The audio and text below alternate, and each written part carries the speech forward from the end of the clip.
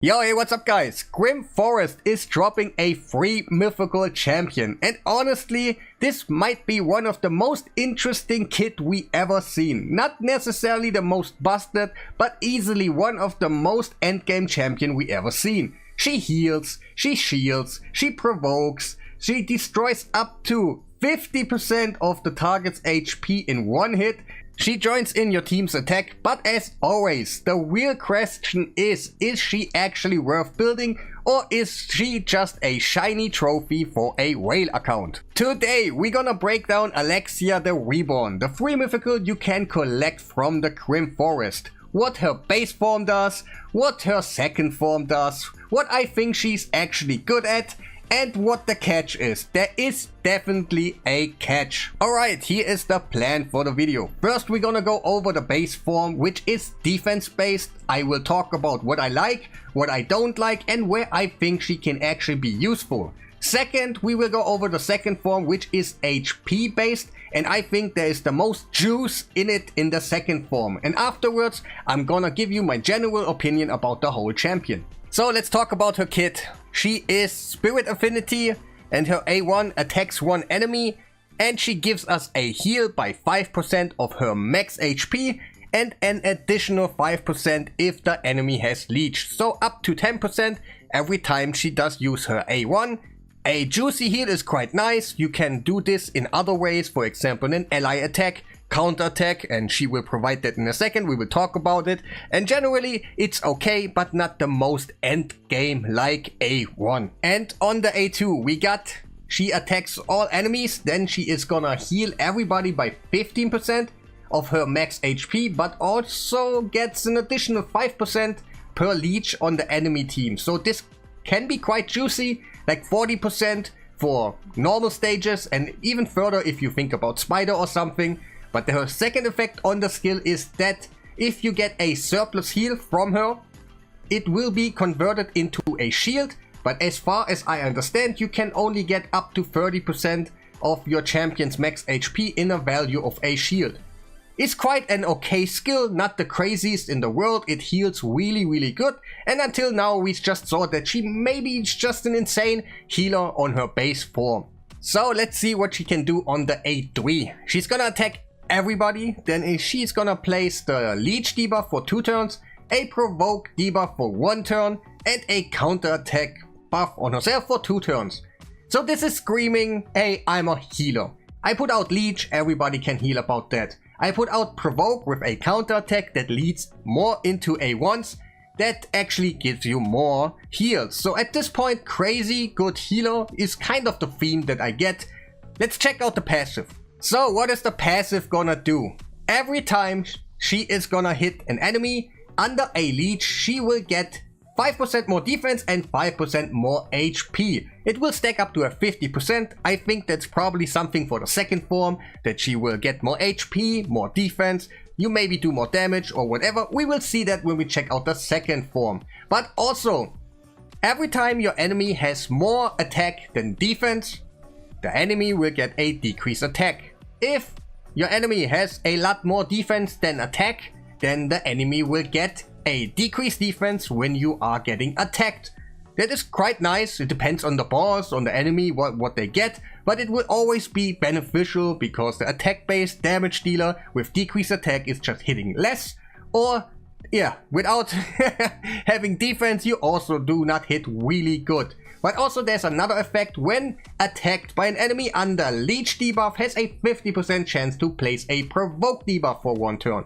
Of course, when she puts out the leech, she will also provoke.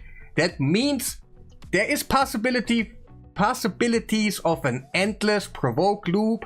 Now, okay, not really endless, but for a long time, if you hit the RNG, the boss gonna you provoke the enemy, then the enemy attacks you, you have counter attack, you hit back, and also you have that chance to place another provoke again. So this could be quite nasty, to be honest. So let's talk about the second form, and now it's gonna get crazy. But first, the A1. We will attack one enemy and we will place a block buffs for 2 turns. But also it cannot be resisted if you have more HP than your enemy. For PvP, this is really nice. You can use the passive on the base form to get more HP, more likely that you will make it work. For PvE, not that great. The second part, usually for bosses and stuff, even waves, they have so much HP that you probably don't get it to work. But also, yeah, a block buff for PvE in general is nice. It's an okay skill, more PvP based, I think. But now let's talk about the A2, where I think it's gonna be really nice. So, it will attack one enemy and it ignores Stone Skin. As simple as it is. Ignoring Stone Skin is huge by itself. But also you do 50% more damage if you have more HP than your enemies. Of course, we do not know the multiplayer at this moment. We cannot see if the champion hits hard enough. I assume so, that you can kill, at least in PvP, people. I assume so, and it will be a nice thing for you to have. But also, it is gonna reset when you kill a champion. So that means if you somehow get an extra turn, there are some gemstones, for example. There could be so much viable things that you can do in here that you maybe get up to a, I don't know, 16% chance to get an extra turn when you kill something, and then you just have the skill ready again. Or maybe you have a Shuzan going right after him, just resetting him again. There are some actually viable things because he can reset the skill. It's not like the usual when they just ignore Stone Skin and that's it. It doesn't matter afterwards, but he will have his skill over and over ready if you kill somebody. And I think that's really, really nice. Also, another banger in my opinion is the A3, because we will attack one dude, then before we attack an enemy, we will put out increased crit damage on everybody. That is not the juicy part until now. Increased crit damage is nice, not the best damage boosting buff in the game, but also it boosts your damage, so I will take it. And then the other effect is that you steal 50% of the target's turn meter. But if you have more HP than your enemy, you steal 100%. So this can be used for a loop, where you get just, not really a loop, where you just get your skills or your turn back really quickly, like in Armand's or something, where you just steal the turn meter of the highest one in your enemy team, and then you know you will take the next turn. And the juicy part, where I'm like, wow, this is really cool, because it's just one hit, destroys the target's HP by 25%. In some dungeons that could be really nice, but in general in PvP you use 25% less HP on your enemies. In whatever scenario, it will help you. But also, if you have more HP than your enemy, PvP focused, you will destroy 50% of the enemy's HP. That is huge. Like, just having 50% of your HP, you are a glass cannon afterwards. Like, whatever you use in high HP, high defense, you just have half HP. It's really hard to survive at this moment. So I think this skill is really nice. So the passive is also quite useful. It will ignore 15% of the target's defense if you have more HP than your enemy. So more PvP focused. And also it will ignore an additional 15% if your enemy target is under a leech. So up to a 30%, and ignore defense is always welcome. The second part of his passive is every time he uses his third skill, he will do the skill in an AoE fashion. So she can also be the first champion that ever has an ignore Stone Skin on an AoE ready.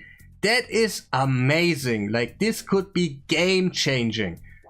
And also, every time your other champions, on the third time they do an attacking skill, this champion will also join in with the A1 again.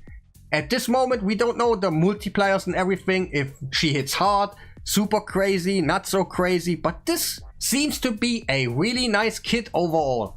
So here we go, my final opinions. The champion is good, not super outstanding. The first form is more based on heal and CC your enemies. That is quite nice. Then stack up your HP values and your defense, switch into the other form, and hopefully do an amazing damage, because we don't know the multipliers at the moment. I assume you can kill something, and that will be quite nice. The HP destroying part is really nice. Just one thing, 50% gone, someone else hits afterwards. Really, really cool. But overall, since Grim Forrest is so much endgame.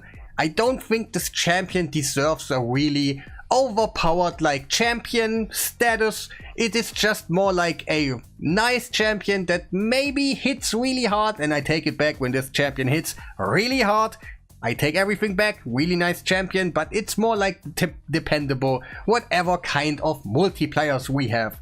The thing that could be crazy about the champion, if we make it work, that we do the ignore stone skin attack on AoE, pretty easy, like there's a little easy setup that would be quite amazing, but also it kind of loses a little bit of value because the mode where we can get the champion also provides another bonus, like not bonus, another gear set that will make basically the ignore defense part, yeah, not work anymore because we have total guard at this moment. But yeah, I think that's about it. That will be the end of the video. Make sure to press the like button, subscribe if you haven't done already, and yeah, have a nice day.